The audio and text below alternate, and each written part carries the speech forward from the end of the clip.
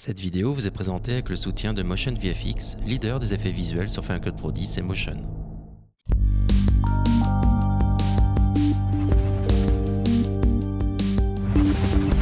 Bonjour à tous et bienvenue sur yakakak.fr, je m'appelle Erwan et dans ce nouvel épisode de Yak Series consacré à Motion 5.4, on va découvrir ensemble un nouveau comportement qui est disponible avec cette nouvelle version 5.4 qui est le comportement Overshoot.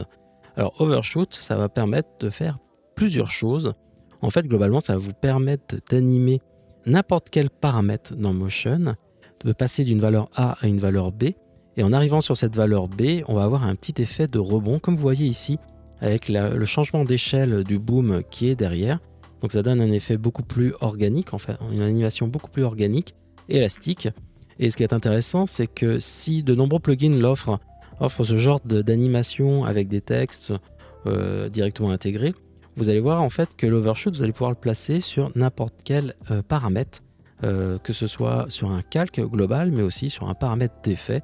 Donc par exemple pour changer ou faire varier une couleur, un effet de flou, un effet de glow, globalement vous pouvez le mettre sur n'importe quel paramètre. Donc on va voir comment ça s'applique, on va voir quels sont les paramètres à régler. Vous allez voir, c'est extrêmement simple et je vais vous montrer ça tout de suite. Donc on va faire un petit stop ici. On va demander à afficher la bibliothèque et puis la fenêtre de projet et pourquoi pas la petite palette aussi, comme ça on verra un petit peu tout là. Je vais vous montrer un petit peu l'exemple, c'est extrêmement simple, hein, cet exemple. Il y a globalement 3-4 calques. Il y a le fond, voilà, avec la rue. Par-dessus, j'ai mis donc alors je vais faire un petit play ici. Ici, le boom avec, vous allez voir qu'il y a un petit comportement. Alors il y a différents filtres, il y en a même un en trop ici, le bruit que j'utilise pas, mais donc il y a un filtre mauvais film, contraste, et puis il y a un overshoot qui va me permettre de régler la taille, la mise à l'échelle de mon élément et qui va donner ce petit effet. Ensuite, il y a une duplication du back de l'arrière-plan avec le détourage de Robin et de Batman, vous voyez, tout simplement. Donc c'est très très simple, ok. Donc on va faire à peu près le même exemple, mais juste pour vous montrer comment ça s'applique. Mais au lieu d'un boom, on va mettre un pow, voilà, ça c'est encore mieux. Et on va demander donc à animer, à changer l'échelle de ce pow, tout simplement avec l'overshoot. Alors l'overshoot se trouve dans comportement, paramètres, et vous allez ici le trouver entre osciller et pente, voilà, tout simplement. Et l'overshoot, il suffit en fait de l'appliquer directement sur votre calque, vous voyez, comme ceci, boom. Et si je vais dans l'inspecteur, vous voyez ici que si je fais un play, par défaut il ne se passe rien, même si je change les valeurs initiales ou autres. Pourquoi ? Parce qu'il doit être appliqué à un paramètre. Donc c'est important de comprendre ça, c'est-à-dire qu'il va jouer automatiquement, il va être lié automatiquement à un paramètre, parce qu'il doit, ce comportement en fait anime un paramètre, donc une valeur, que ce soit par exemple la taille, que ce soit par exemple la position, ça peut être n'importe quel élément. Donc ici, je vais demander soit via l'inspecteur, soit via ma petite palette qui est ici, demander à appliquer le comportement dans les propriétés, transformer. Je vais aller dans échelle et je vais dire que je vais modifier en fait X et Y, tout simplement au niveau de la mise à l'échelle. Il se passe toujours rien parce qu'il va falloir que je définisse en fait des valeurs de départ et d'arrivée. Donc par défaut, vous voyez, valeur initiale 0%. Et valeur finale 0%. Alors ce que je vais faire, je vais aller dans propriétés et je vais mettre l'échelle tout simplement à 0. Comme ça, en fait, je vais pas avoir de décalage de pourcentage par rapport à la valeur initiale. Et si, donc je vais faire un petit stop ici au niveau de la lecture, je vais mettre au début. Et si vous voyez maintenant, je change la valeur initiale, ça va changer ici. Je vais contrôler en fait la vraie valeur. Donc je vais pas avoir un décalage parce que vous pouvez avoir ce qu'on appelle un offset.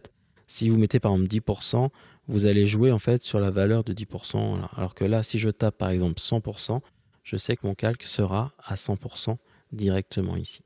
Donc ce que je veux ici, c'est qu'on fasse grossir le texte donc de 0, valeur initiale, à 100%, valeur. Alors on va voir si je peux agrandir un peu plus que 100. Donc je vais aller à la fin tout simplement. Et oui, on va rester à 100% tout simplement. Donc vous voyez, valeur initiale 0%, valeur finale 100%. Et donc maintenant, là, si je fais un play, le comportement s'applique et vous voyez qu'il y a ce petit effet élastique qu'on va pouvoir bien sûr contrôler et ajuster. Alors pour cela, on va avoir différents paramètres. On va avoir par exemple ici, vous voyez, la durée de la pente, le cycle, l'accélération. Et dans l'inspecteur, on a décalage, début du décalage et fin du décalage. Alors pour comprendre tous ces paramètres, ce qu'on va faire, c'est que je vais vous sélectionner ici l'affichage ici des courbes d'animation. Et puis on va regarder un petit peu ce qui se passe. Et donc là, on voit la transition en fait du passage de 0 à 100%. Et après, on voyait qu'il y a une petite fluctuation ici, un petit cycle. On voit qu'il y a 1, 2, 3, 3 variations avant d'arriver à la valeur finale, vous voyez, qui est stable à la fin. Alors, la durée, ici, le premier paramètre qu'on trouve, c'est la durée de la pente, c'est-à-dire c'est la durée en fait de la transition entre la valeur A vers la valeur B. Donc la valeur initiale à la valeur finale. Donc c'est cette pente en fait que vous voyez en bas ici. On va pouvoir changer sa durée, c'est-à-dire que si vous baissez sa durée, la transition va être beaucoup plus rapide, vous voyez, touc. Et donc du coup, ça va engendrer des creux beaucoup plus grands, donc vous voyez un effet un peu plus explosif dessus, alors que si vous agrandissez ici, allongez la durée de la pente à 80, on va mettre 80%, vous voyez en fait que ici la transition se fait linéaire en fait, et puis après on a le petit changement, vous voyez, qui est tout petit ici. Donc la durée de la pente va permettre en fait de définir sur la durée du comportement.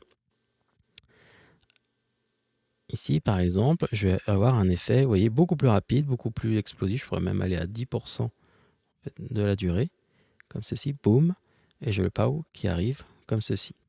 Ensuite, vous avez la notion de cycle. Alors les cycles, ce sont les cycles au niveau ici de mon animation. Vous voyez qu'il y a trois cycles, 1, 2, 3.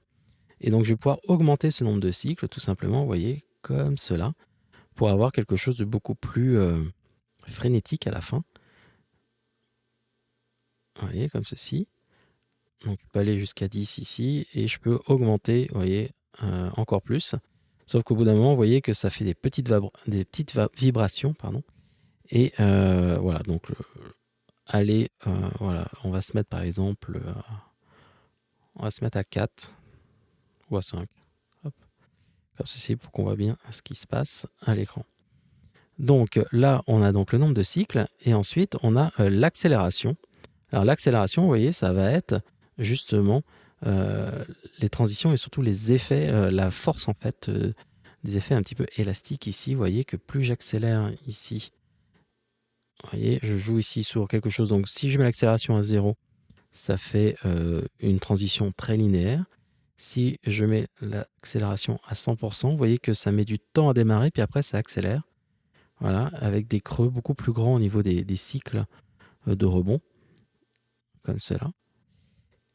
Voilà. Et ce qui va être intéressant, c'est qu'après, on va pouvoir décaler. Donc, par exemple, vous avez le début du décalage. Donc, vous pouvez démarrer, vous voyez, beaucoup plus tard, tardivement.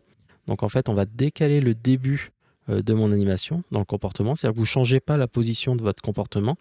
Mais si vous devez recaler, par exemple, par rapport, justement, si on fait un POW ici, il y a une bagarre, et vous voulez, par exemple, mettre sur un coup de poing, alors vous allez pouvoir régler, au lieu de changer et de déplacer dans la timeline votre comportement, ici, vous allez juste dans le paramètre début du décalage, voilà, et vous allez pouvoir régler sur le bon moment où il faut que ça apparaisse, que l'animation se déclenche.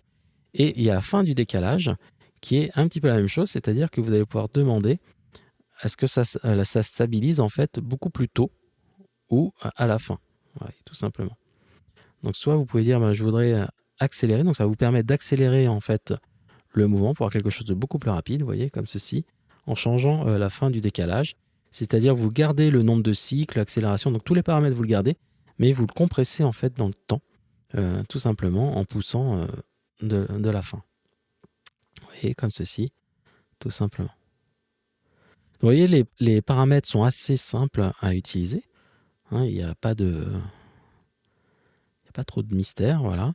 Et je vous conseille vraiment au départ de jouer avec la courbe pour voir vraiment ce qui se passe au niveau des paramètres. Comme ça, après, ça vous permet de bien comprendre, lorsque vous manipulez les paramètres, à quoi cela correspond, tout simplement.